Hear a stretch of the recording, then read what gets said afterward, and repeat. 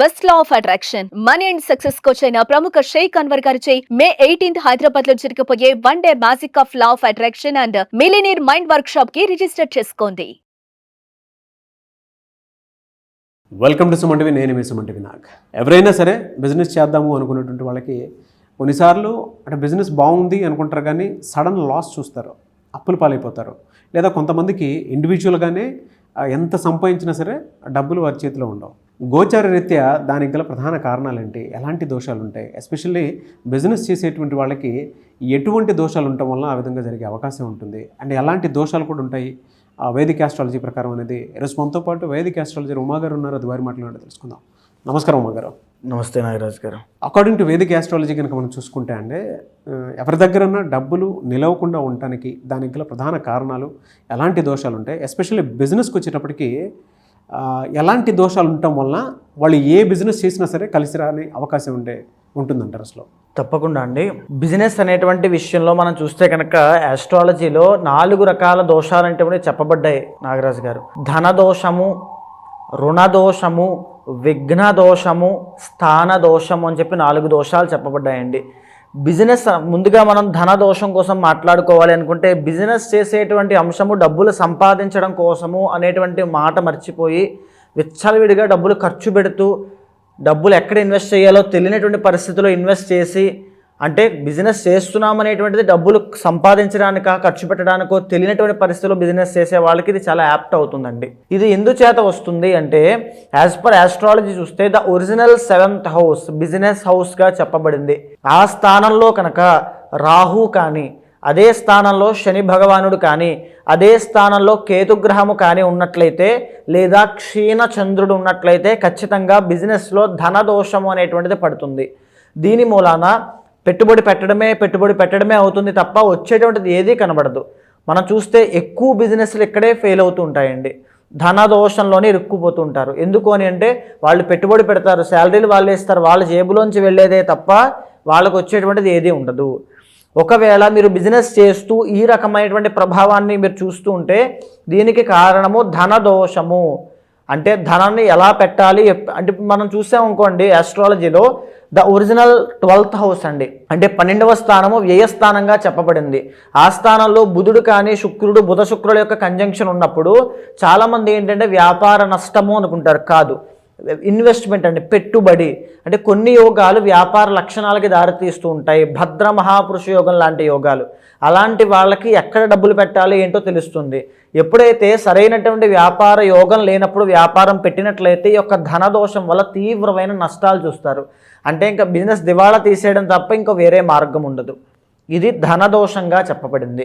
ఇది జాతకం ద్వారా ఖచ్చితంగా తెలుస్తుంది.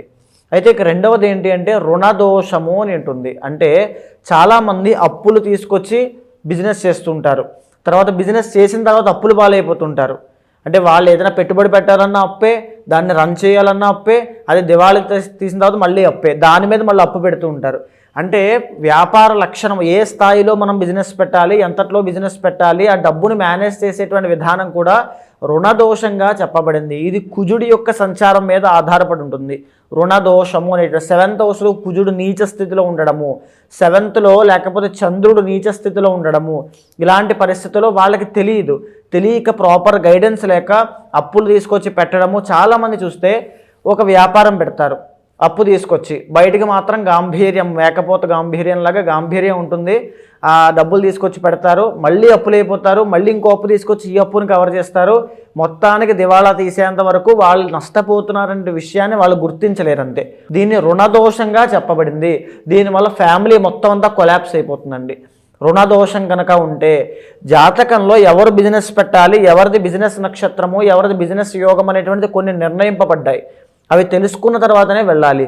జాతకంలో గ్రహాల యొక్క ప్లేస్మెంట్ ఆధారంగా ఏ బిజినెస్ పెడితే బాగుంటుంది. కొంతమంది చూస్తే నాగరాజు గారు పార్ట్నర్షిప్లో వెళ్తారు, పార్ట్నర్ బాగుపడతాడు కానీ ఈ వ్యక్తి తీవ్రమైన నష్టాలు పోతారు. ఇది కూడా ఒక దోషంగా చెప్పబడింది. జాతకం ద్వారా ఈ రుణదోషం ఉందా, లేకపోతే ఉమ్మడి వ్యాపారం చేస్తే బాగుంటుందా, లేకపోతే స్వతహాగా ఇండిపెండెంట్గా చేస్తే బాగుంటుందో తెలుసుకుని ముందుకు వెళ్ళాలి. ప్రతి గ్రహానికి సంబంధించి కొన్ని కారకత్వాలు చెప్పబడ్డాయి. ఫుడ్ బిజినెస్ పెడితే బాగుంటుందా, లేకపోతే బట్టల బిజినెస్ పెడితే బాగుంటుందా, ప్రొవిజనల్ స్టోర్స్ పెడితే బాగుంటుందా, వైన్ షాప్ పెడితే బాగుంటుందా, రెస్టారెంట్స్ పెడితే బాగుంటుందా, ఇలాంటివన్నీ కూడా జాతకంలో ఆల్రెడీ నిర్ణయింపబడతాయి. అది తెలియక మనము రుణదోషము ధనదోషం ద్వారా తొందరపడి పెట్టడం వలన ఈ యొక్క రుణదోషము ధనదోషం అనేటువంటి దాంట్లో ఇరుక్కుని తీవ్రమైన నష్టాలు పోతారు నాగరాజు గారు. ఇక మూడోది ఏంటంటే విఘ్న దోషము అని ఉంటుంది. దీనివల్ల ఏంటంటే కన్సిస్టెన్సీ ఉండదు వాళ్ళకి. ఏదో బిజినెస్ పెట్టాలి, ఏదో ఒక పని చేయాలి కాబట్టి బిజినెస్ చేయాలి, ఏదో బాగానే ఉంటుందా అంటే బాగానే ఉంటుంది. ఆ బిజినెస్ ఎందుకు పెట్టారో, ఎలా పెట్టారో ఏంటో కూడా తెలియని పరిస్థితిలో బిజినెస్ పెడతారు. దాన్ని నడిపేటువంటి అవగాహన, దాని మీద ఏ అవగాహన వాళ్ళకు ఉండదు. అక్కడ ఎక్కడ పెడుతున్నారో ఏం చేస్తున్నారో కూడా చూసుకోవాల్సిన బాధ్యత వాళ్ళకు ఉండదు. సో బిజినెస్ యోగం లేని వాళ్ళు కనుక ఈ యొక్క బిజినెస్ పెడితే విఘ్న దోషము అనేటువంటిది వస్తుంది.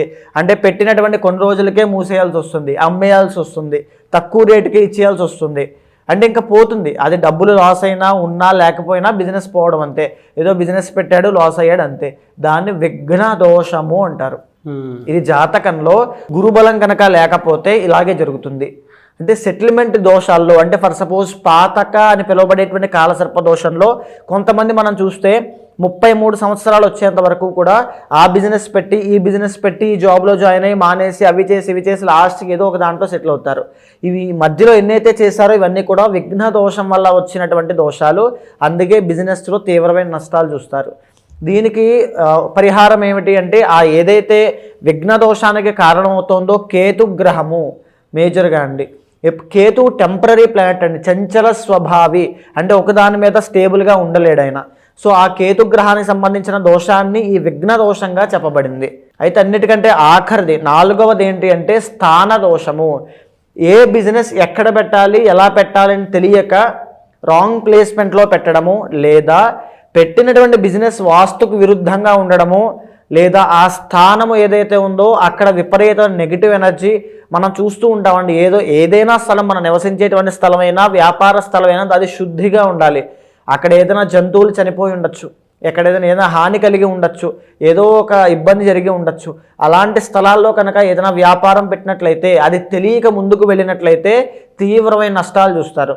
వ్యాపారం పెట్టిన తర్వాత నష్టపోవడమే కాదు, ఫ్యామిలీ లైఫ్లో కూడా, పర్సనల్ లైఫ్లో కూడా తీవ్రమైన నష్టాలు ఉంటాయండి, డ్యామేజ్ ఉంటుంది. ఆ వ్యాపారం పెట్టిన తర్వాతే మాకు ఇలా అయిపోయిందండి, ఆ ఇంటికి వెళ్ళాక ఇలా అయిపోయిందండి, ఆ షాప్ ఓపెన్ చేశాక ఇలా అయిపోయిందని వింటూ ఉంటామండి.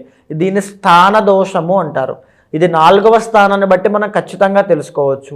ఒకవేళ 4వ స్థానంలో ఏ రాహుగ్రహం ఉండి ఆ అంతర్దశలు నడుస్తున్నప్పుడు ఖచ్చితంగా ఇలాంటి రాంగ్ డైరెక్షన్లోకి వెళ్ళి ఆ స్థాన దోషం ఉన్నటువంటి ఇళ్లలో కానీ, స్థాన దోషం ఉన్నటువంటి బిజినెస్లు పెట్టడం కానీ ఖచ్చితంగా జరుగుతాయి. అంటే మీరు చెప్పినటువంటి ఈ 4 దోషాల ప్రకారం కనుక మనం చూసుకుంటే ధనస్సు రాశి వారికి ఏ విధంగా ఉండే అవకాశం ఉంటుందంటే అసలు జనరల్గా? ధనస్సు రాశి అంటే ఒరిజినల్ 9th హౌస్ అండి.